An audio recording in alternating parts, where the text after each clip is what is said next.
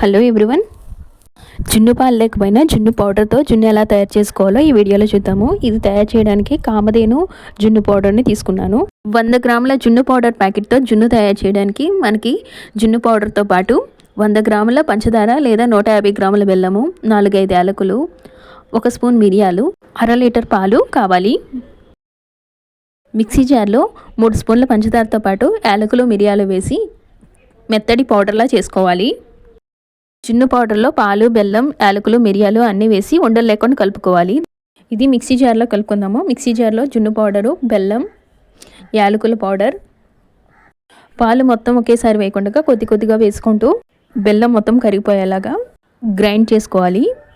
1 litre పాలు మొత్తం వేసాక ఇలా మనకి చిక్కటి జున్ను పాలు రెడీ అయినాయి. ఈ జున్ను పాలను మనం ఉడికించుకుంటే మనకు జున్ను తయారవుతుంది. దీన్ని ఉడికించుకోవడానికి ఇడ్లీ పాత్రలో 1/2 లీటర్ నీళ్లు తీసుకుని ఆ నీళ్ళలో గిన్నె పెట్టి దీని మీద మూత పెట్టుకోవాలి. మీడియం ఫ్లేమ్లో 10 నుంచి 15 నిమిషాల వరకు ఉడికించుకోవాలని ప్యాకెట్ మీద మెన్షన్ చేశారు. కానీ 15 నిమిషాలకి ఉడకలేదు. ఉడకడానికి 20 నుంచి 25 నిమిషాల్లో గట్టిగా జున్ను రెడీ అయిపోతుంది. ఇలా ఫోర్క్ కుచ్చితే ఏమీ అంటుకుంటూ వస్తుంది. జున్నుని వేడిగా తినొచ్చు. ఫ్రిడ్జ్లో పెట్టుకుని చల్లారాక తింటే టేస్ట్ బాగుంటుంది. అలాగే జున్నుని పంచదార కంటే బెల్లంతో చేసుకుంటే టేస్ట్ చాలా బాగుంటుంది.